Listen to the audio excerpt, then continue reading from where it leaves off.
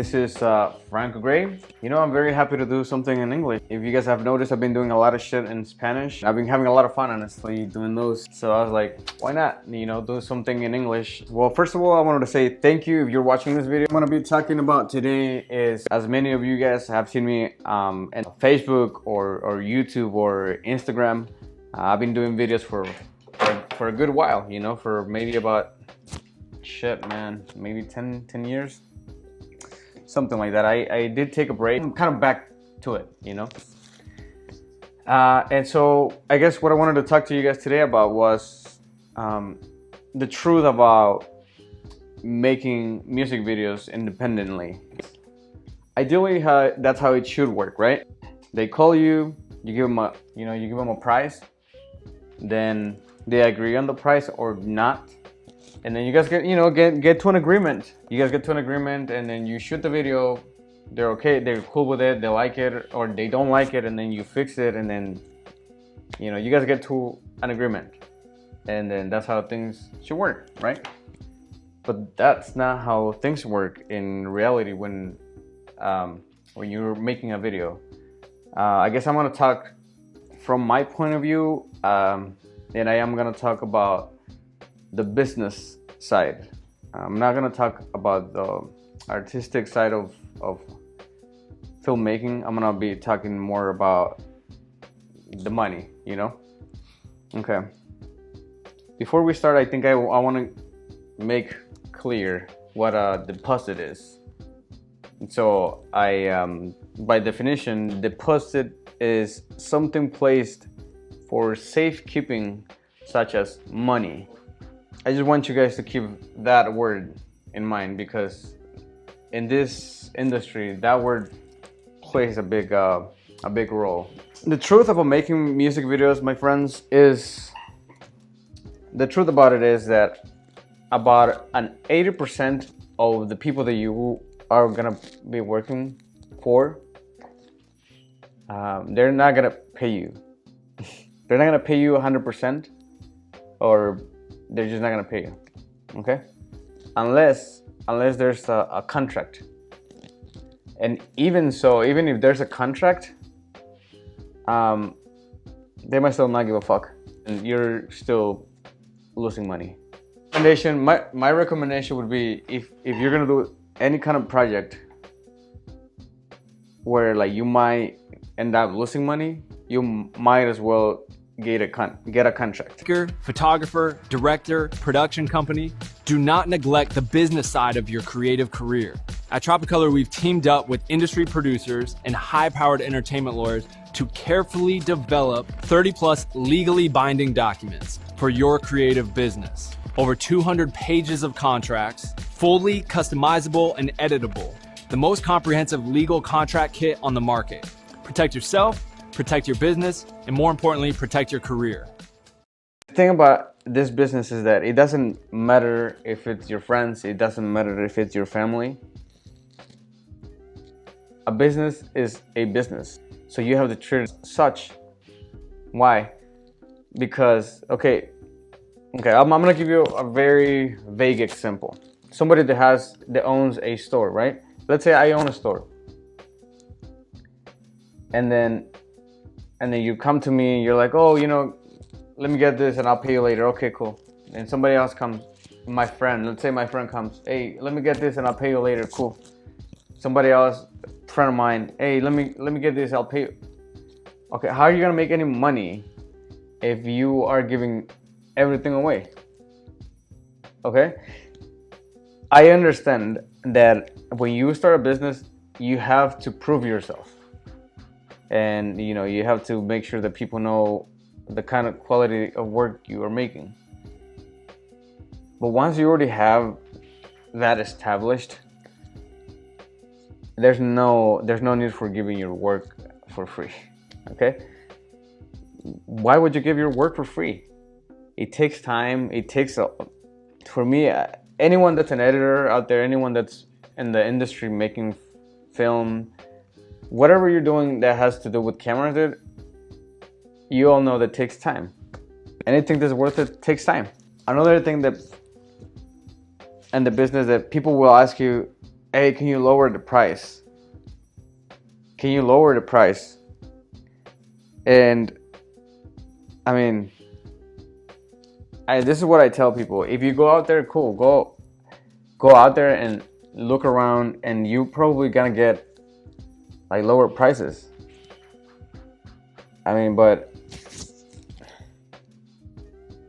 it's hard to find like cheap prices for the quality that you want.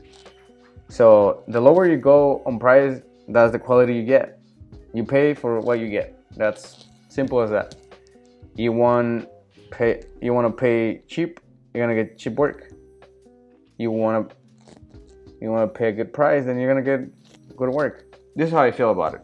If you don't think that the product is good enough, if you don't think that the product is worth it, then yeah, I think you're on the right. I think you should go and tell them, yo, what's up? You know, is there a way you can lower it down? Yeah, for sure. But when the work is there and the product is there and you're still asking for that, it's like, So very quickly, I want to share something that actually happened. I would say still kind of currently going. I worked with this person previously, and I thought that the project went pretty well. I thought it was a really cool interaction. I met the guy. I thought he was a really cool guy, really nice, cool personality, and so that's what led me to believe that it would be the same way for this project. So this is how it went. He called me and he's like, okay, I have this project, and then he gives me the details of the project. But in this project, there is another, I guess, one or another person involved. So it's like a feature. Well, I'm talking to this guy like directly because I know him, because I have worked with him before. Okay. And then so he like gives me the detail. He puts me in contact with that other artist, and he's like, yeah, well, this is the guy that I'm gonna be working with. Blah blah blah blah blah blah. So we spent about, because I had a small team of people prepared for this. It wasn't just me. This was supposed to be a really cool production, even though it's a very small production, but well planned.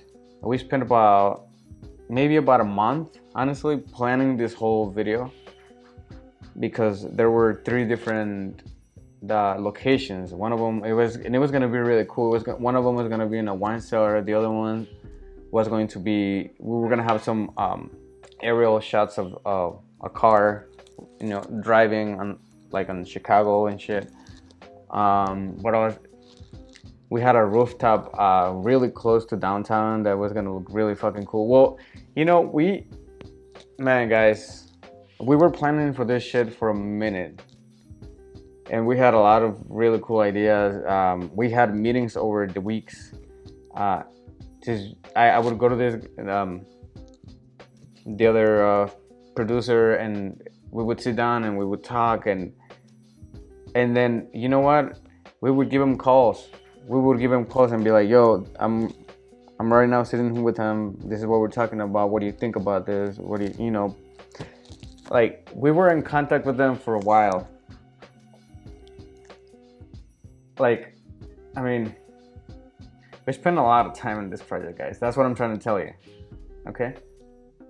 So, because we're spending all this time, and I told this guy before, you know, a few days before anything, like, you guys have to give me a deposit.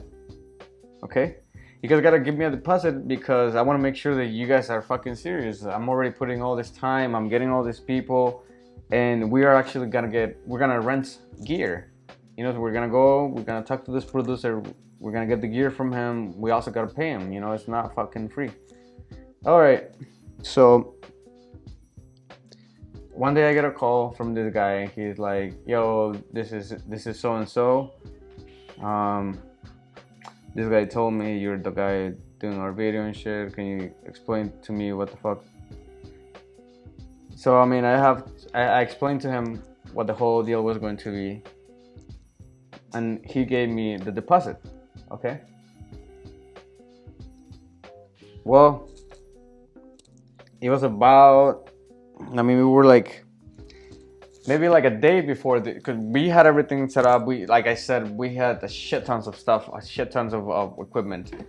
Day before, he calls me and he's like, yo, you know what, this guy is with the guy that I was talking to initially, the guy that I knew. He calls me, he was like, yo, you know what, we're not doing this. This guy's starting some bullshit. They're not serious and shit. So I don't think we're gonna do anything. So I was like, okay, whatever. And so I was like, so what's up with the deposit? Because I was like, in my mind,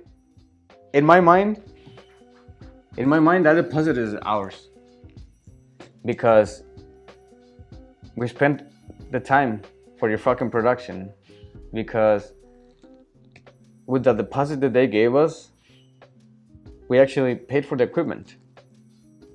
So like that money is not even our money. Like, you know what I mean? It was not even money that was gonna go into our pockets, because we were gonna put it into the production.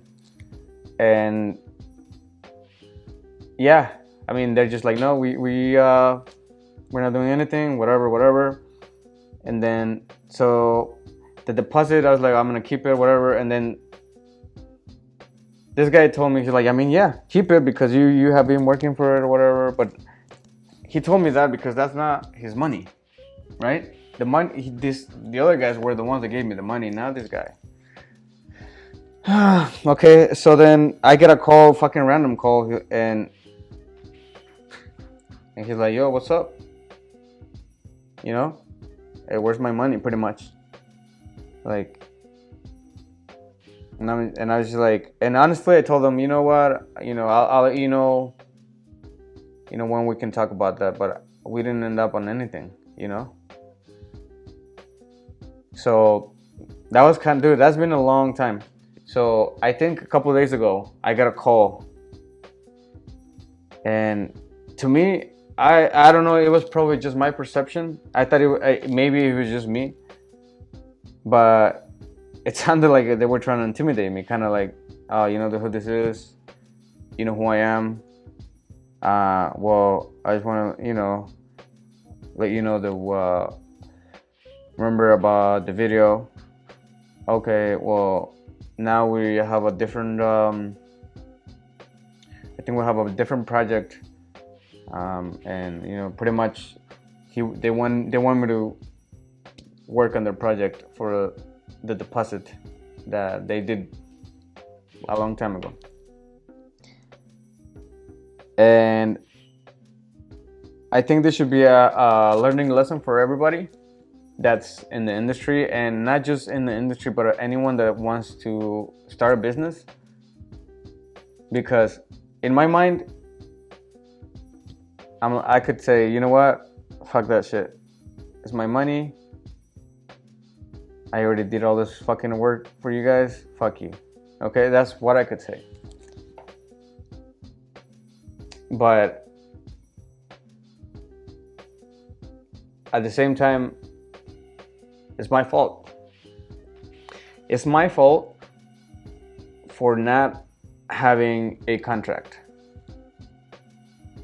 It's my fault for not having a contract, because having a contract, then it's a whole different story. I mean, of course, I told this guy that I'm gonna pay him back. So yeah, I mean, I want to give him his money back, because I fucked up. I should have had a contract. I didn't fuck up on. I mean, we did everything we had to do. We put our time. We planned it all. We paid for the equipment. Now we had to. You know what? I mean, we had to return it and everything. Like, I guess that's what kind of gets me the most. Having to rent everything and then having to fucking bring it back for nothing. Like, But yeah, I mean, it's a fucking learning experience. So I think you should be very selective about the people that you're working with. If you are still in the industry, honestly, if you're still gonna be doing videos, if you're still gonna be doing film and stuff, you definitely gotta know the people that you're working with, because not everyone is bad, dude. I have met tons of really cool people. I've met tons of talented, really, really cool people, and I'm actually very blessed for that. But along the way, you're also gonna find people like that you know, they're just gonna try to take advantage, you know, try to take advantage of your craft. I don't know if you guys remember, I'm gonna mention this guy, Daniel Amnesia. This guy he's a really, really fucking talented kid that I met like a long time ago. And recently he just contacted me back, and you guys are going to be seeing something really cool within the next month, probably. Yeah, I'm gonna be working with them. And man, he's got really cool, fucking good music. Really, really good music. And well, now that I'm already here in the fucking topic, a few years ago, some of my friends and I decided to record a music video. I'm sorry, not a music video, a song. And well, if any of you guys is interested, I'm gonna put it at the end of this video. Hopefully you guys like it. If you guys don't like it, then that's totally fine. Okay, guys, well, this is all for today. Esta canción solo tiene un mensaje que hace tiempo que quería sacarlo de mi pecho, y me imagino que muchos de nosotros nos sentimos identificados. Comencemos con este mensaje. Escucha. Mi único propósito es cambiarte este paisaje, llenar tu cerebro con este nuevo entendimiento. Pretendo pa' que no te la dejen adentro. You mess around with my compadres, we turn your ass into an entree. The AK come out on that bad day. I hope your ass got you some Allstate. That wrong turn got you in the wrong place. I'm savage even at the workplace. Like I do security, you gon' respect my authority. You gon' respect my authority. Año que se destapó este caño y la mierda huele a mierda, aunque la cubras con engaños. Me pude detener y no me pudieron parar. Te lo digo desde ahora, esta bomba va a estallar. Ya la gente está inconforme con tus tratos inhumanos. Pues como no, hijo de puta, si la tienes atadas de pies y manos. Yo me mamé, yo me cansé, ya desde hace poco tiempo lo noté. No me había dado cuenta que la vida se me fue. We should be our own boss. Whole time we come from that cloth. I hope you catch my drift or follow my trip. I got to myself some. Working my way up to greatness. I'm grinding, I know I'ma make it.